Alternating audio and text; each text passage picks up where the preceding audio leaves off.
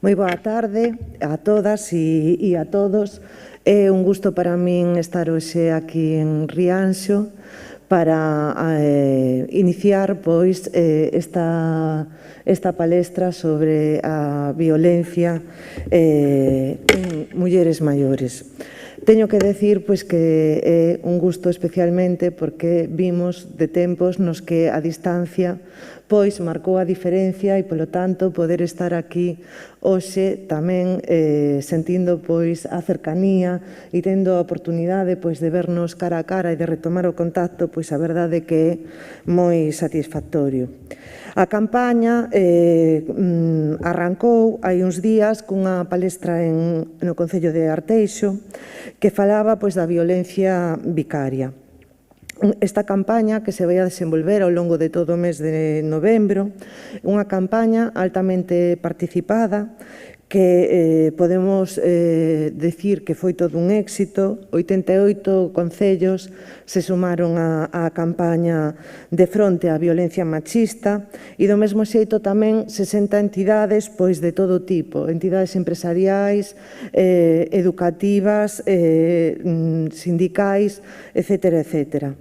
A campaña de fronte á violencia machista arranca no ano 2020 con este nome un pouco para representar esa actitude de visibilizar, de poñernos de fronte a unha realidade na que necesitamos afondar, da que necesitamos falar, compartir e afondar para coñecer mellor cada unha das súas facetas para poder contar con recursos e ser quen de posicionarnos de fronte para parar esta lacra social.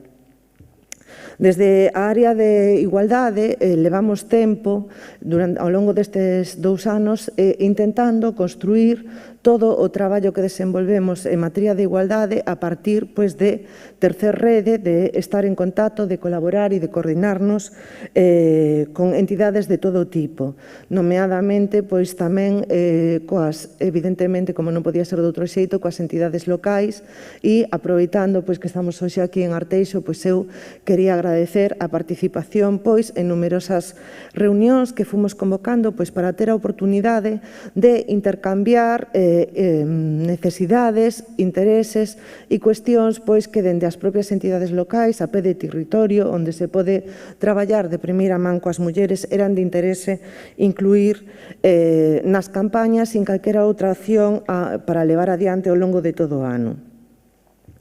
Daquela, hoxe imos abordar, como dixen o primeiro, un tema que, como decíamos antes de empezar, verdad, está invisibilizado, que moitas veces non temos as ferramentas para poder trasladar e chegar como se debe ao colectivo de mulleres maiores para dotalas de ferramentas, de identificar e incluso para aportar recursos de apoio nas situacións de violencia. Hai estudios que demostran que é un dos grupos máis vulnerables entre todas as víctimas de violencia machista.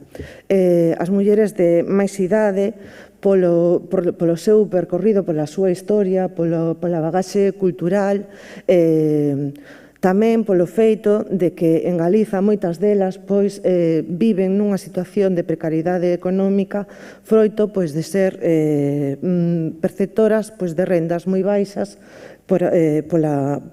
polas características das pensións e tamén vinculadas á realidade rural, elevadamente dispersa, con poucos veciños preto e moitas veces tamén con moitas carencias a nivel de transporte para poder achegarse a recursos. Tamén dicir que é unha realidade coñecida por parte das entidades locais, especialmente daquelas entidades máis pequenas, con un sector rural moito máis amplio, as dificultades tamén para poder achegar a esas mulleres información e polo que é necesario tamén afondar nestas cuestións que son, sin lugar a dúbidas, un reto importante para avanzar, para previr e tamén para poder intervir alá onde seña necesario. Eu simplemente quería tamén agradecer ás persoas que acudistedes hoxe como público, a todas aquelas que estades hoxe pendentes deste faladoiro, e agradecer moitísimo tamén ás compañeiras que ao longo desta hora van a aportar información, reflexións, e tamén seguramente nos van a axudar a tirar conclusións que nos sirvan tamén para de reto para seguir traballando e seguir avanzando neste eido. Moitas grazas e máis nada.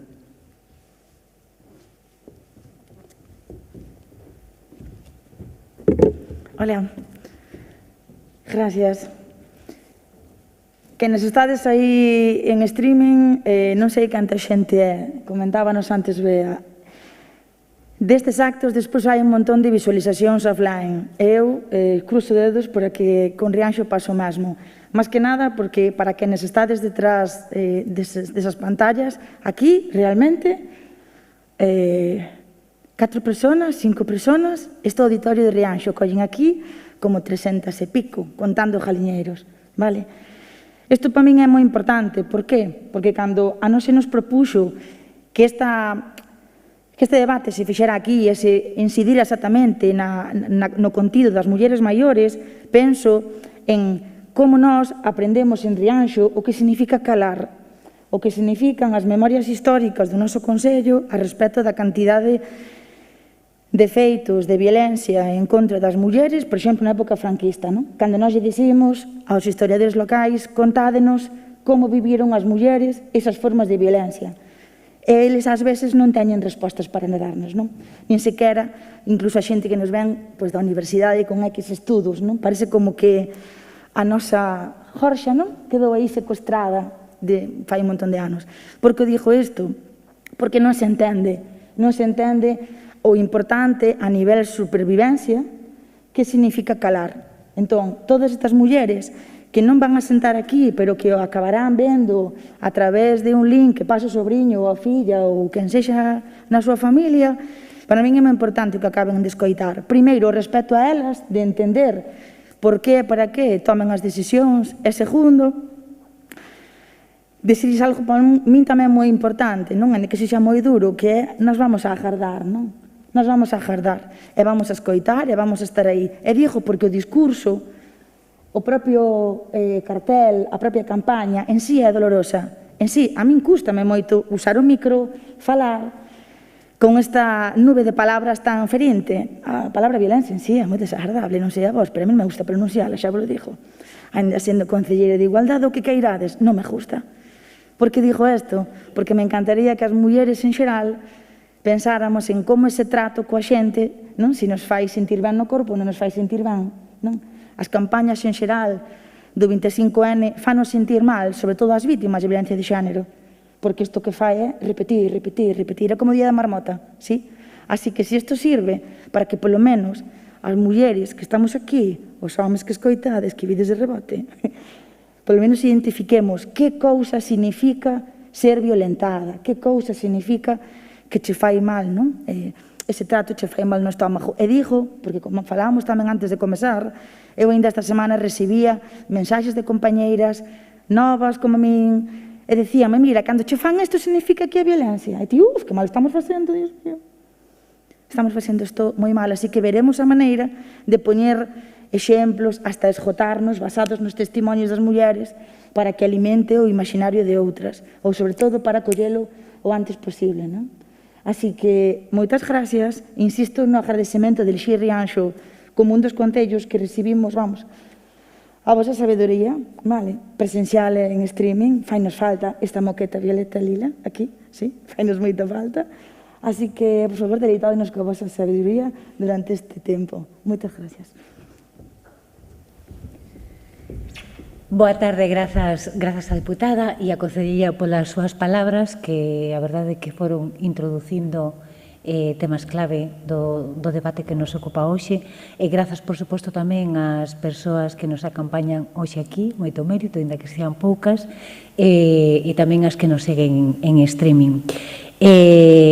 Esta, como se avanzou xa, É a segunda palestra enmarcada dentro da campaña de fronte á violencia de xénero coa que a área de igualdade da Deputación da Coruña conmemora este ano tamén, o 25 de novembro, Día Internacional da Eliminación contra a Violencia de Xénero.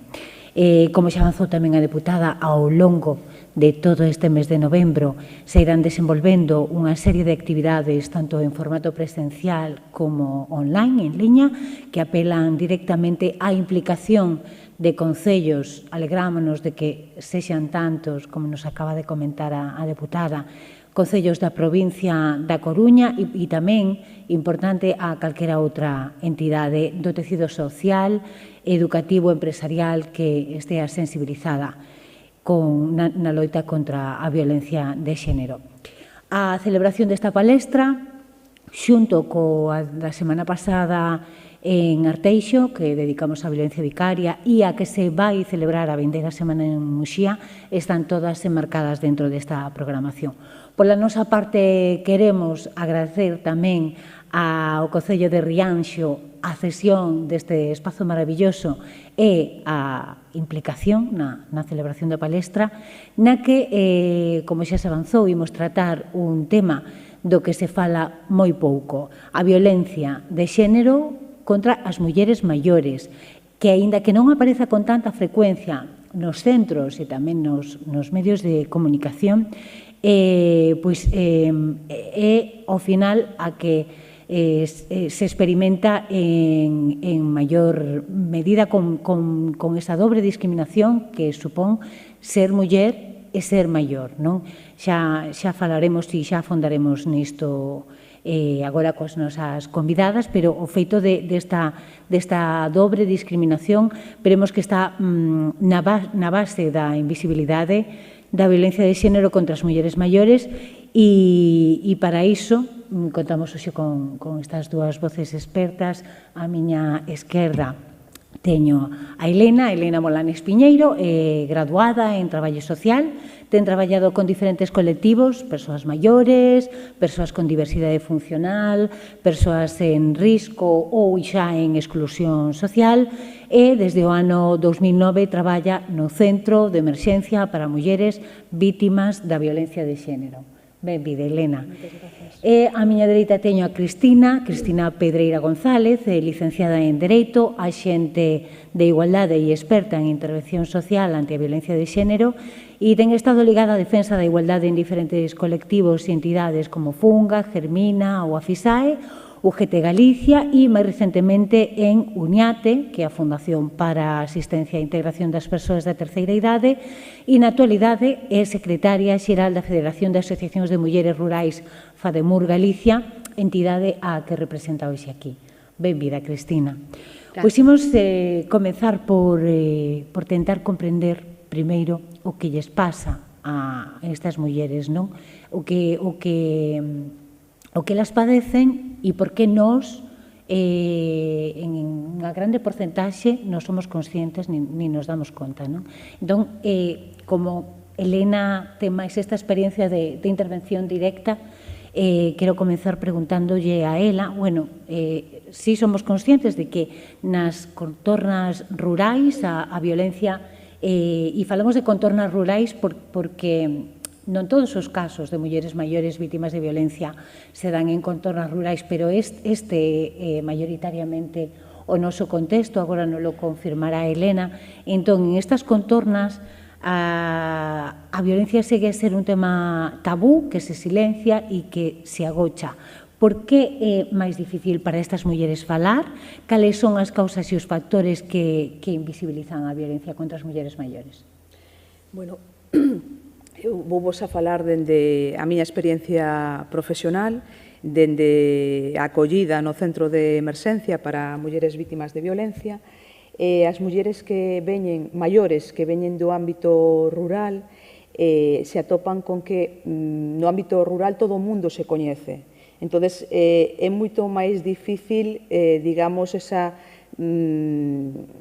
confidencialidade, sair desa situación, porque se senten presionadas polos seus veciños, non? Porque todo o mundo as coñece e senten vergoña a hora de expoñer a súa situación. Tamén é certo que os veciños máis próximos coñecen esa situación de violencia de xénero e non a denuncian. Entón, elas dobremente avergoñadas no sentido en que a maioría dos veciños saben quenes son, de que familia veñen, e por outra banda, os máis próximos non as apoian, o sea, non denuncian esa situación. Entón, elas se sinten moi desprotegidas. Esa é a miña experiencia traballando con mulleres maiores do ámbito rural. Que máis nos atopamos? Pois que tampouco son conscientes do perigo que corren. Realmente minimizan esa situación de violencia, a minimizan ata tal punto de o mellor compararse con unha imaxe que poden ver nos medios de comunicación dun asesinato. Bueno, pois eu non chego a este punto, no meu caso son solamente berros ou son solamente amenazas. Entonces, podo controlar a situación. Teñen esa falsa percepción de controlar a situación, cando iso non é así, porque esa situación pode saírse das mans en calquera momento. E despois temos o que comentaba a concelleira, a falta de recursos no ámbito rural, esa falta de recursos que vai ligada tamén á falta de información e á falta de asesoramento.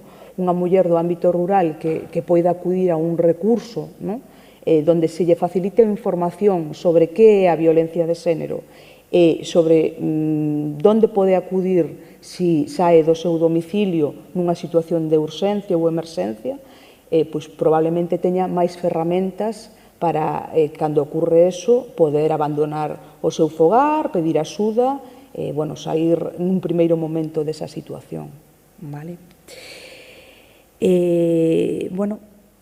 O que vos comentaba da falsa situación de seguridade que elas teñen as leva tamén a sufrir situacións no ámbito rural moi desesperadas. As mulleres que tuvemos maiores que ingresaron dentro do ámbito rural pois viñan nunhas situacións moi dramáticas, a verdade. Contanos entón, cal é o perfil destas mulleres maiores que atendedes no centro? Que tipo de situación arrastran? Cal é o seu estado de saúde? Porque isto tamén é importante. E que é o que esperan elas cando se chegan a pedir axuda? Vale. Eu non quero falar dun perfil concreto porque non existe un perfil concreto de mulleres vítimas de violencia de xénero. Si vos podo falar de casos concretos de mulleres que ingresaron no noso centro procedentes do ámbito rural, mulleres maiores. Teño aquí un listado das cales me fun acordando durante estes anos. Mulleres, por exemplo, que chegado a unha idade, chegan ao mellor a caer nun problema de alcoholismo para olvidar esa situación que están sufrindo. É un problema de alcoholismo moi ligado á súa parella, que tamén, por exemplo, consume alcohol. Entón, elas acaban caendo aí. E, dende o ámbito rural, os veciños pensan, de alguna maneira, que o problema é o alcohol. Pero, realmente, ese problema veu derivado da situación de violencia de xénero. En ese caso, esa muller que tuvemos viña para o centro coa falsa idea de que era ela a que estaba enferma, que tiña un problema. Porque moitas veces lles fan creer que son elas as culpables da situación e que son elas as que teñen o problema.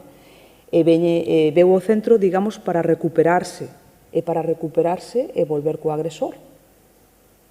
Ese é un caso que tuvemos, que a verdade é que a min me tocou moito porque era unha muller estupenda e que veías que tiña esa problemática e que iba a volver á mesma situación e con un maltratador que tiña un problema tamén de consumo.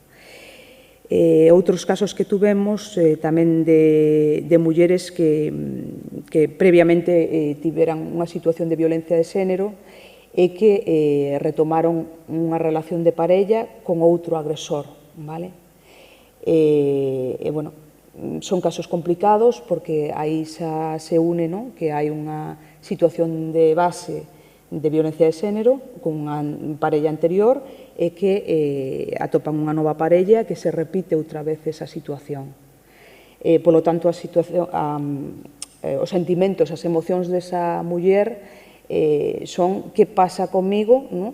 Que pasa, por que volvo a caer nesta situación de violencia e non teño a ninguén que me apoie, porque no caso das familias, pois moitas veces a primeira reacción é o apoio, ¿no? Que as apoian, que están con elas, pero cando a muller volve unha e outra vez, as familias o que nos atopamos é que acaban deixando de confiar en que esa muller rompa definitivamente coa relación de violencia. Entonces, moitas veces se apartan porque ademais pensan que esa muller defende o agresor, cando non é así, non é que defenda o agresor, é que hai uns sentimentos que están totalmente contrapostos. O sea, por un lado é a súa familia e por outra banda é a súa parella, é o seu amor, non? E, bueno, son sentimentos totalmente contrapostos. Entonces, acaban quedándose sin apoios. Retomar esas relacións de familiares ás veces é complicado, é complicado. E elas chegan confiando en resolver as cousas como para retomar a súa relación? Ou é máis frecuente que cheguen xa coa idea clara de que aquilo non vai a ningunha parte? Antes de comenzar esta palestra tamén falábamos un pouco das porcentaxes, en que medida as mulleres que chegan, as mulleres maiores que chegan ata vos, proceden do ámbito rural, que no caso galego é maioritario, pero que entendo que tamén hai algunha porcentaxe de mulleres que chegan de entornos máis urbanos, periurbanos. Sí. Pois dígoche, porque paradóxicamente a maioría de mulleres maiores que viñeron do ámbito rural pois tiñan as cousas moi claras, o sea, sabían que querían romper con esa relación e que por eso se trasladaban ao centro, para sair do ámbito rural no cal todo o mundo a coñecía, vale? E, bueno, estar nun novo ambiente e retomar a súa vida de cero, porque ao final é retomar a vida de cero. E outras mulleres que viñan de ámbito máis urbano, da cidade, pois tiñan máis ese sentimento de vou a probar o que pasa ingresando neste centro e retomo outra vez a relación coa miña parella e a ver como vai, o sea, digamos, poñendo a proba, de que pasará se eu paso uns mesiños aquí no centro e despois volvo con el. Entonces, sí que é certo que no noso centro atopamos esa diferencia, non? E elas son capaces de identificar o que lles pasa, o sea, de recoñecerse inmediatamente como vítimas de violencia de xénero? Para nada se recoñecen como vítimas de violencia. Nin elas, nin a maior parte das mulleres que veñen ao noso centro. O sea, fora do ámbito de muller maior rural, non se recoñecen porque non saben o que é a violencia de xénero. Non saben que os insultos, as amenazas, porque as parellas saben camuflalo moi ben e cada vez máis porque non deixa de ser un delito a violencia de xénero e cada vez máis teñen máis ferramentas os agresores para camuflar ese tipo de violencia e que a muller se crea, pois que non é violencia. Entón, dende o propio centro traballamos desde o primeiro momento para que elas sexan coñecedoras de que é a violencia de xénero, que consecuencias trae esa violencia de xénero a todos os niveis, sobre todo mulleres maiores, que as consecuencias son múltiples porque a maioría das relacións son de anos, e que elas teñan as ferramentas, aínda que volvan outra vez co agresor, que teñan os recursos e as ferramentas para poder acudir en caso de necesidade a donde teñen que acudir, aos servicios que estamos para atendelas. E a partir da chegada ao centro, cal é o percurso que teñen que facer estas mulleres? O sea, xa nos contabas que, bueno, chegan con distintas ideas e distintos obxectivos, pero cales son as etapas máis ou menos que veñen a continuación e cales son os atrancos que vos atopades para intervir neses casos? Bueno, pois a primeira etapa é a de acollida. Nos intervimos de maneira personalizada con cada muller, porque cada muller ten unha situación totalmente diferente e como profesionais temos que adaptarnos ás necesidades das mulleres que ingresan no noso centro. Hai mulleres que veñen con denuncia, hai mulleres que veñen sin denuncia, hai mulleres que teñen as cousas moi claras e hai outras que non as teñen. Entón, en función das súas circunstancias, a intervención vai a ser totalmente diferente. Contamos con un equipo profesional composto por unha psicóloga, traballadora social, abogada, educadoras sociais, persoales de servicios xerais. Están acompañadas as 24 horas do día, que iso é o que máis valoran, ese acompañamento. O sea, valoran máis o acompañamento que se lles presta que toda a intervención profesional en sí, porque realmente se senten tan soas, sobre todo as mulleres maiores se senten tan soas dende o ámbito rural, aínda que son concellos, zonas, parroquias pequenas e os veciños ás veces están pegados, se senten tan soas que o ter a unha persoa coa que poder falar e contarlle as súas cousas e que non as cuestione é para elas un mundo. De feito, moitas veces cando se marchan do centro veñen por ali e nos dicen que nos botan moitísimo de menos porque realmente nos atoparon un apoio moi grande e bueno, estamos ali para o que necesiten igualmente, para poder axudalas, escoitalas na medida das nosas posibilidades. Entón, no caso de mulleres maiores, nos atopamos con unha dificultade importante no sentido de que son mulleres que non van a traballar, o sea, non van a insertarse laboralmente e que moitas veces as relacións familiares están rotas. Non queran regresar ao rural, vale? Polo que vos comentaba de que se senten cuestionadas, de que se senten avergoñadas, bueno, hai que empezar de novo a construir para que elas construan. Nosotras non construímos nada, son elas as que construen a súa propia historia de vida. E aí empezan as dificultades. Hai mulleres que sí consiguen retomar, en a maioría dos casos, consiguen retomar as relacións familiares gracias tamén ao noso apoio, a nosa intervención, a nosa mediación tamén coa familia e que en moitos casos finalizan por marcharse a casa dunha filla, a casa de un familiar e hai outras que non contan con apoio de ningún tipo e acaban ingresando en centros para persoas maiores.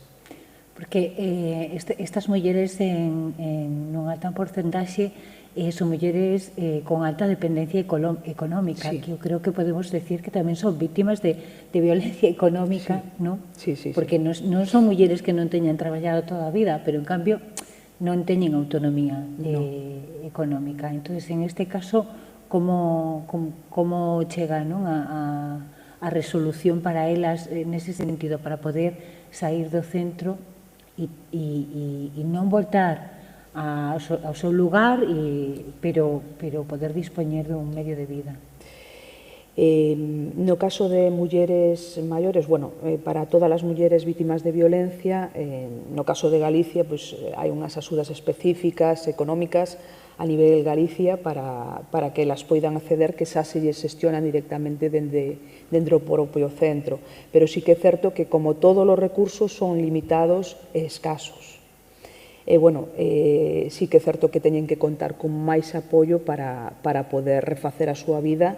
No caso de que, por exemplo, unha muller maior que irá a alugar unha vivenda e marcharse a vivir, porque esa tamén é unha opción, que a propia muller alugue unha vivenda e que se marcha a vivir de maneira independente. Tamén hai axudas para o alquiler desas vivendas para vítimas de violencia de xénero. O sea, se poderían ver ambas vertentes. O que pasa que é certo que cando de alguna maneira se acostumbran, no caso das mulleres maiores, a estar acompañadas, o feito de estar nunha residencia, nun centro residencial, pois tamén é un apoio aí importante para elas. Pero, na miña opinión, o mellor sería pois que esas mulleres puidesen alugar e ter a súa vida independiente e facer o que elas queiran. Hai unha parte que a mí me interesa moito, que saber como reaccionan as familias. Antes nos contabas que, bueno, en principio hai apoio, logo en moitos casos, se a situación se complica, se enreda e non se resolve, pois ese apoio vai a menos, pero non sei se en primeira instancia as familias son maioritariamente coñecedoras do que está pasando, ou si saben pero non queren saber, e ata que punto non hai consciencia. Pois mira, no caso das familias, que normalmente suelen ser os fillos, as fillas destas mulleres, son coñecedoras perfectamente porque eles mesmos e elas mesmas viviron, foron vítimas desa violencia de xénero. Entonces, hai un sentimento tamén de culpa hacia a nai, por non ter saído anteriormente desa situación de violencia de xénero. E, por outro lado, hai un sentimento de que unha víctima, entendo que non sairá desa situación de violencia de xénero e quero axudala. Pero xa foron tantas veces que lle prestei a miña axuda e volveu co meu pai, neste caso, que non sei o que vai a pasar. Entonces, necesito como filla, como fillo, ver que realmente isto é real. E o feito de que ela dé ese paso e ingrese en calquera centro de acollida, non solamente no noso, é un factor importantísimo para as familias, porque realmente está dando un paso en firme de cara á ruptura da relación de parella. E as familias eso sí que o valoran, É necesario tamén que dende as diferentes profesionais que traballamos coas vítimas se apoie esa reagrupación familiar, que as familias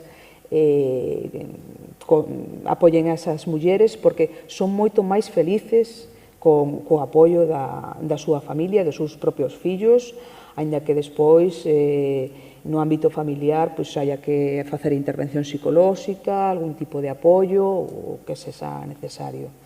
Non sei se pensades o mellor que pode que a elas lles falte información e lles falten recursos, pero o mellor ás familias tamén nos falta saber como reaccionar e saber como apoiar, e saber comprender que nin sempre é tan fácil como romper e punto, que pareza o máis indicado, e ter, pois esa paciencia, supoño que hai que ter, e esa comprensión, non sei como vedes isto, quero dicir que non sei se tamén é necesaria a intervención coas propias familias, como plantexades vos no centro? Dende logo está claro que teñen que ter intervención. De feito, hai diferentes programas a nivel de Colexio de Psicoloxía de Galicia, a nivel de Xunta de Galicia, no que se intervén cos familiares vítimas de violencia de xénero a nivel psicolóxico, para que realmente entendan cal é o proceso, cal é o círculo da violencia, porque iso axuda a que entendan cal foi o proceso polo que pasou a súa nai e por que se acabou así, o sea, acabou desa maneira. Está claro que na cabeza das familias e na nosa cabeza como sociedade non entendemos por que esas mulleres volven unha e outra vez con esa persoa que lles está facendo dano. E elas mesmas, cando chegan ao centro, pois tamén relatan que non entenden por que teñen eses sentimentos de amor-odio enfrontados, porque realmente me tiña retida, non me deixaba sair da casa, me insultaba, pois non me daba cartos para ir a comprar comida, marchaba da casa e desaparecía 3 días, eu non tiña a quen acudir. todas esas situacións que non deixan de ser situacións de violencia de xénero, elas pois non as entenden como tal, o sea, as minimizan totalmente. E iso, pois, hai que traballalo e hai que entendelo, está claro. Está claro. Cristina, bueno, unha dos sinais que nos van entender que este é un tema invisibilizado é que existen pouquísimos estudos sobre esta cuestión, pero en FADEMUR tedes unha investigación moi valiosa, presentouse o ano pasado un estudo no que se analiza a situación das mulleres vítimas de violencia de xénero no mundo rural, con enquisas que poñen de manifesto que 6, e é bastante, 6 de cada 10 mulleres que viven no rural afirman coñecer a algunha muller que sofre violencia de xénero dentro da propia familia ou en entornos próximos. Polo tanto, vemos que é unha vivencia propia ou allea bastante común, bastante extendida, pero en cambio este mesmo estudo poñía tamén o acento no forte descoñecemento que teñen estas mulleres dos dereitos que asisten ás vítimas, os recursos de atención ou a propia magnitude da violencia, non como nos acaba de contar Elena. Dentro deste estudo, por que sucede isto? Que detectades vos? Mira, na contorna rural existe un triple aillamento. A parte dunha discriminación intersectorial, como ben apuntabas ti ao principio desta conversa, son mulleres frente a homes, son mulleres maiores frente a mulleres novas ou de mediana edad, e son mulleres rurais frente ás mulleres urbanas. Isto é fundamental a hora de poder analizar e valorar os datos que desprende a enquisa sobre violencia de xénero que temos feito no medio rural. Esta enquisa foi pasada a 167 mulleres da contorna rural, si ben é certo, como ben comentábamos ao principio, que son mulleres que xa tenden a participar da vida pública dos lugares onde habitan, porque prácticamente todas forman parte do movimento asociativo. Tamén é certo que se lle pasou a unha enquisa diferente, obviamente, a 337 profesionais de distintos eidos e se recollen 23 historias de vida. Historias de vida, refírome a mulleres que viviron e experimentaron a violencia de xénero en carnes propias, deciden denunciala e rachar con esa situación de violencia. Como ben apuntaba Elena, hai historias que son dramáticas e historias que son de poñer os pelos de punta. A isto temos que referirnos tamén, temos que puntualizar o triple illamento que quería comentar eu ao principio, é que estas mulleres están relegadas a un ámbito doméstico. Son mulleres que teñen moi asumidos eses roles que patriarcalmente lle veñen impostos. Son mulleres que se dedican aos coidados e á función reproductora. Non teñen asumido como seus a función productiva que se lle presupón os varóns no contexto, polo menos rural, eu creo que podemos generalizar urbano e rural. Doutro lado, son mulleres, como apuntaba a deputada, dependentes económicamente. Si ben é certo que traballaron toda a vida, traballaron arreo, non teñen o que se denominan, non teñen un salario, non teñen unha retribución por todo ese traballo feito. Entón, a día de hoxe non teñen as pensións que deberían ter se esa labor que fixeron durante toda a súa vida fora reconocida salarialmente e poderan cotizar por ela. E ao mesmo tempo, descoñecen moitas formas de violencia de xénero. Non conocen moitas delas o que é a violencia patrimonial, o que é a violencia social, e outras que dicen conocer, sin embargo, non se reconocen como vítimas de violencia de xénero. A enquisa falaba de que non hai un perfil de muller rural, muller maior rural vítima de violencia de xénero, pero sí que é certo que recolle que hai certos factores, elementos que conlevan unha maior vulnerabilidade para estas mulleres, entre eles os que acabamos de nombrar, o modelo patriarcal, as condutas discriminatorias por razón de sexo, todas, absolutamente todas as mulleres recoñecen que no seu entorno son entornos machistas. Recoñecen que un 47% das mulleres entrevistadas recoñecen as súas parellas ou exparellas como persoas machistas. Máis grave é que o 80% teñen a percepción de que o entorno rural é un entorno especialmente machista. Un entorno onde os estereotipos se arraigan, se normalizan e se legitimizan. É dicir, isto sempre foi así, non lle des máis voltas muller, isto é o habitual, por habitual temos que entender que é normal, e como é normal, o entorno, sexa familiar, sexa vecinal, tende a legitimizalo, poñendo foco moitas veces sobre a muller, como consintes que esta situación se produzca, e ti ben sabías que el, e non sobre o maltratador, e non sobre o agresor.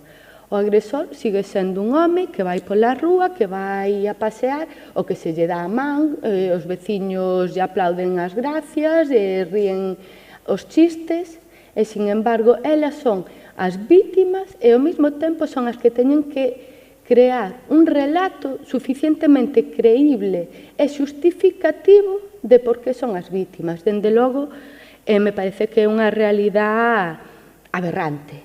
E por habitual non debemos nunca normalizala. Do outro lado, no rural, a violencia de xénero, tal e como se extrae do estudio que temos realizado, e ademais como a propia experiencia despois de tantos anos traballando con mulleres rurais, forman parte dun ámbito privado, do ámbito doméstico. Habitualmente se dice, os trapos sucios lávanse na casa.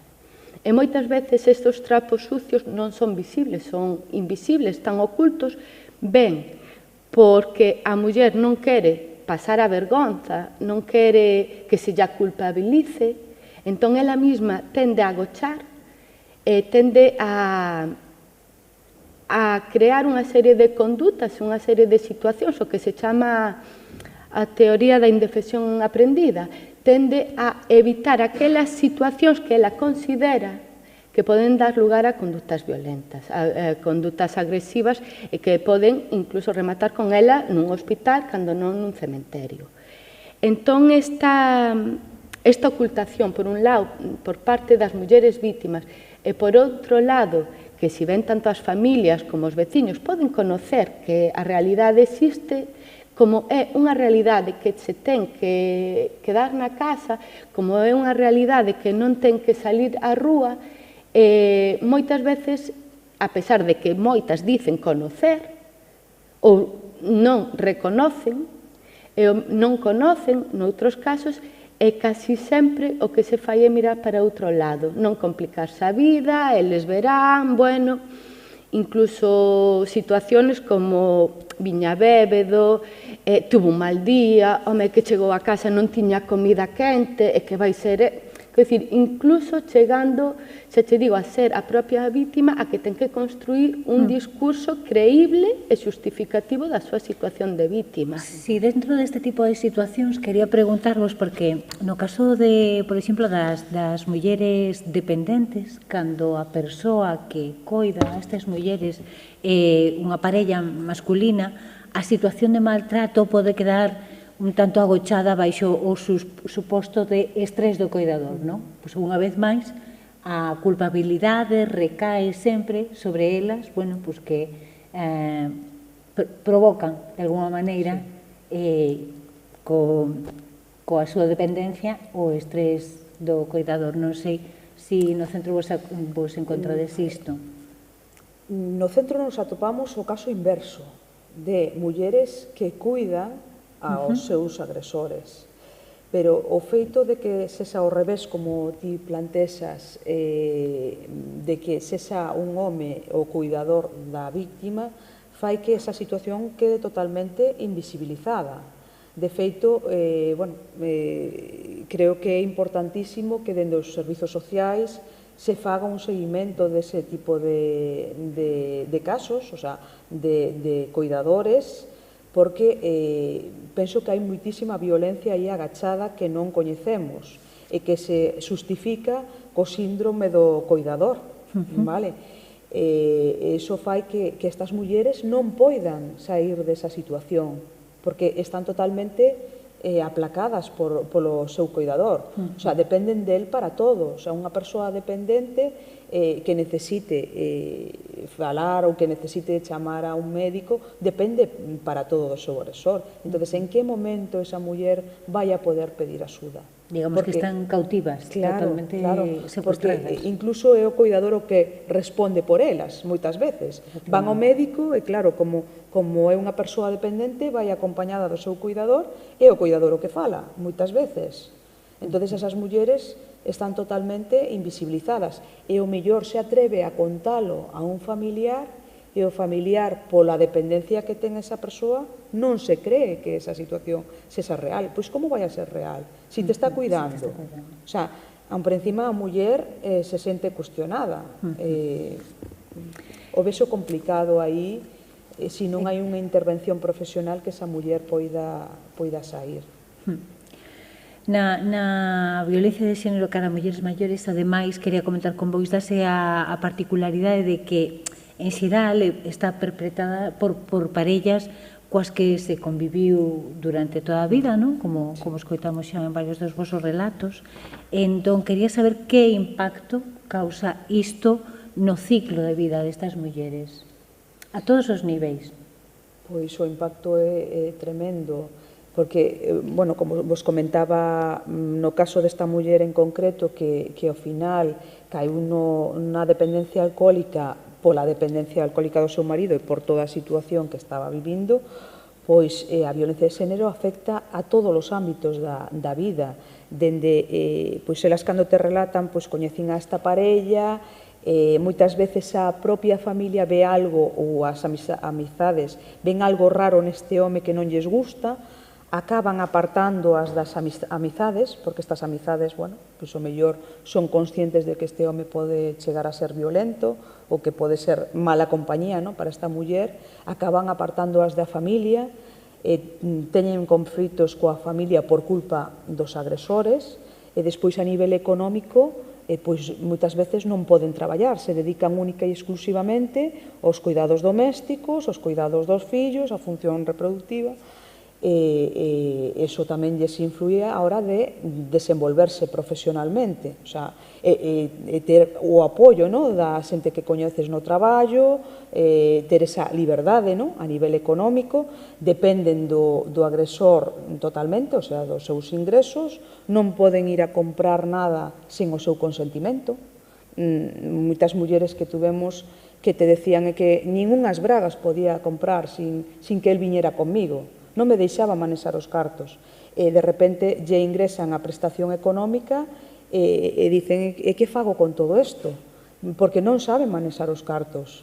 Entón, tes que apoyalas para que aprendan de alguna maneira a xestionar eses cartos, ese diñeiro. Ainda que saben xestionalos perfectamente porque fixeron toda a súa vida. Toda a súa vida estuveron xestionando a súa casa e saben perfectamente como facelo, pero se senten desbordadas con esa situación. E a nivel social, pois están totalmente soas. Aínda que poden ter relacións cos veciños, saúdo e adiós, a parte emocional está totalmente abandonada.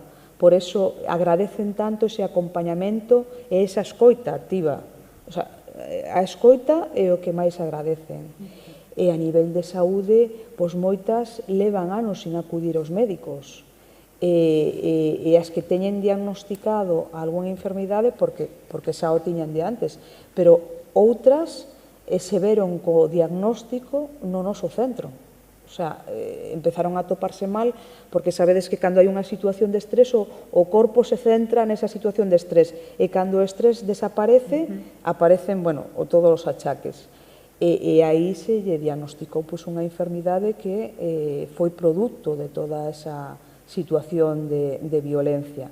Entón, influye dende o inicio hasta o fin da vida a violencia de xénero. é unha enfermidade en sí. O sea, temos que ver como que a violencia de xénero é un problema de saúde pública tamén. Efectivamente. E hai unha cousa que me fixo pensar durante a intervención da concelleira, non?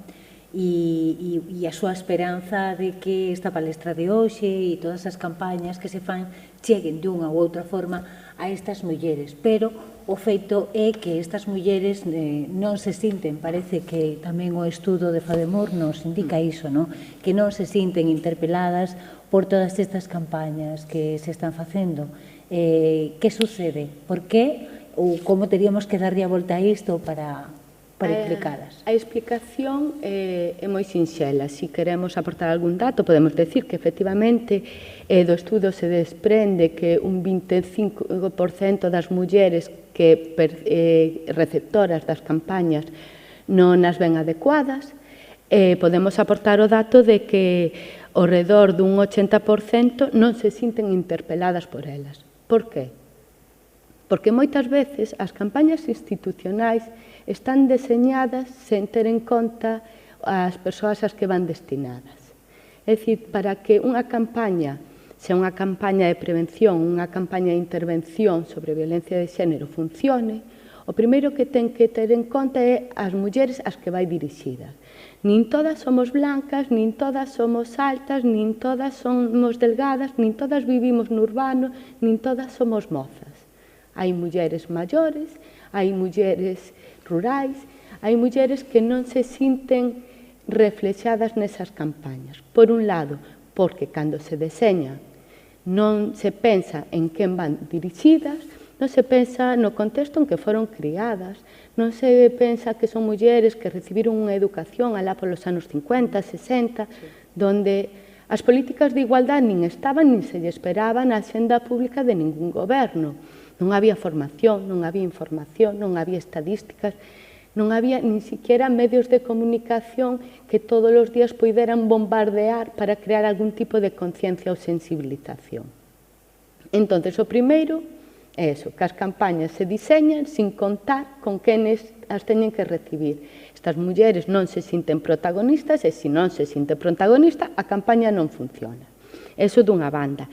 E doutra banda, as campañas moitas veces mostran algún tipo de violencia de xénero, polo general esas violencias máis que están na cúspide da pirámide, e elas, como ben apuntaba Elena, non están a sufrir esa violencia de xénero por desconocimiento e por desinformación.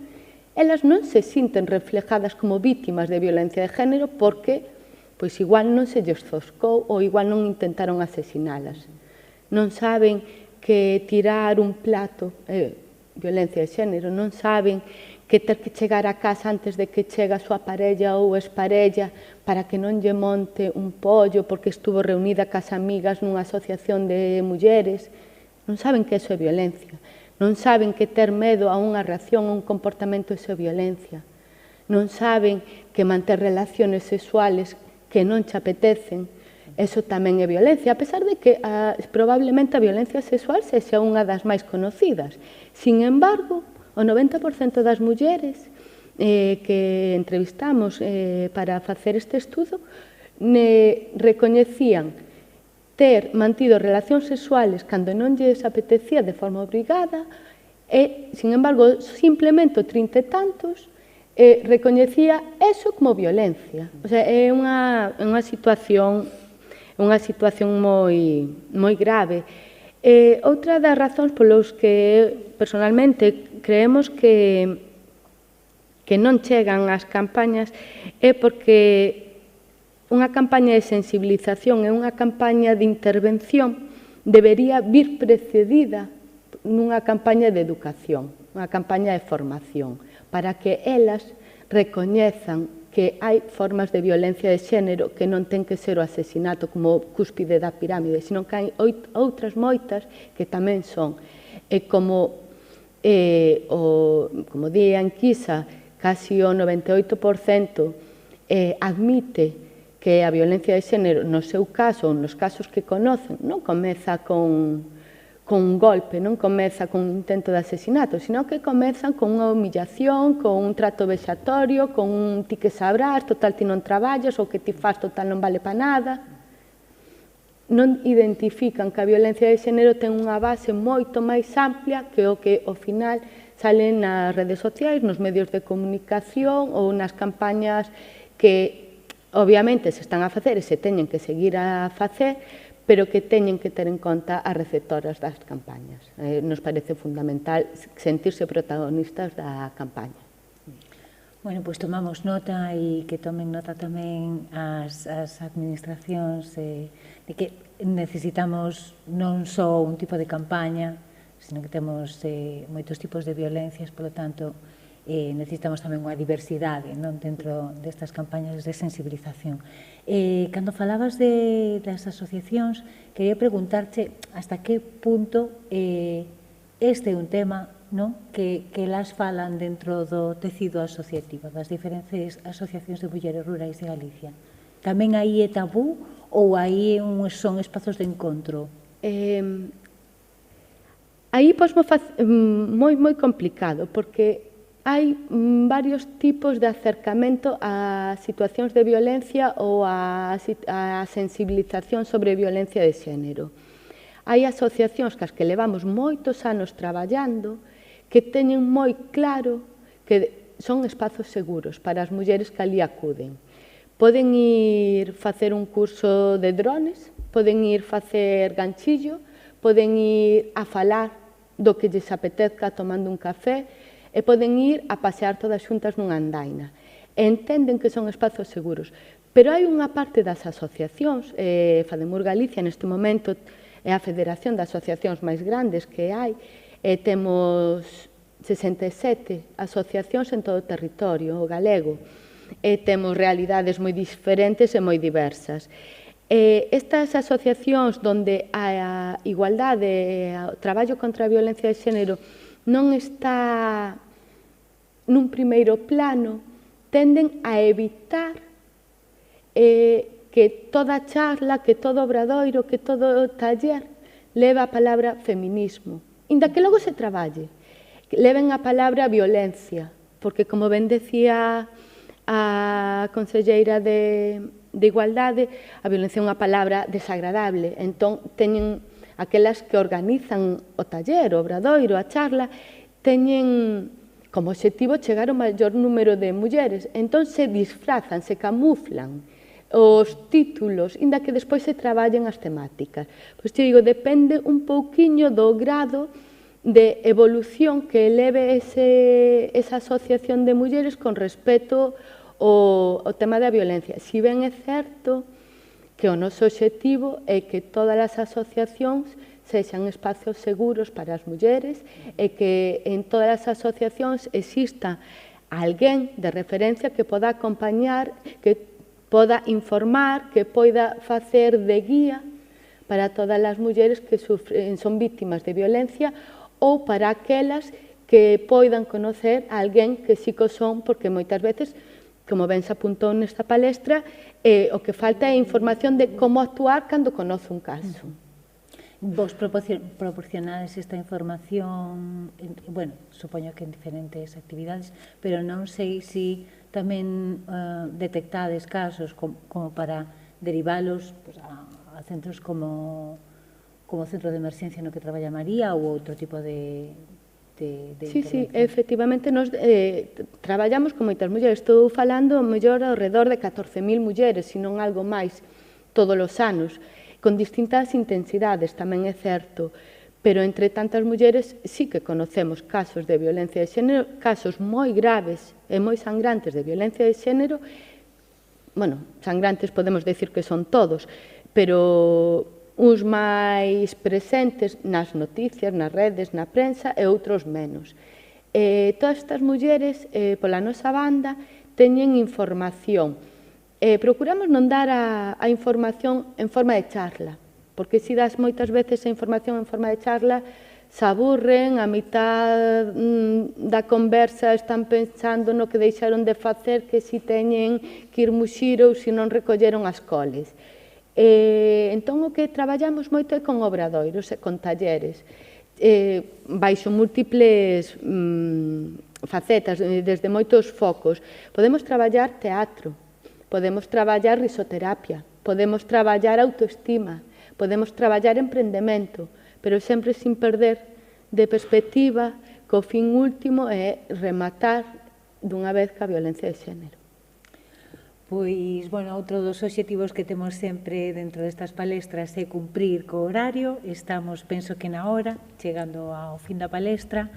Esperemos que cos ollos un pouquiño máis abertos cara a situación das mulleres maiores, que no noso contexto, como vimos, pois son maioritariamente mulleres que habitan en entornos rurales e que se enfrontan, como dixemos, ao illamento, non? Un triple illamento polo feito de ser mulleres, de ser maiores e de ser rurais, tamén a dispersión xeográfica, en contornas que son moi pechadas, non? Con falta de privacidade, con moita presión da veciñanza, con falta de recursos socioculturais e tamén con falta de mobilidade, non? Moitas veces estas mulleres pois nin conducen, ou entón non teñen o seu propio vehículo, etc. Entón, son factores todos estes que incrementan esa vulnerabilidade e temos que estar atentas e atentos todas as persoas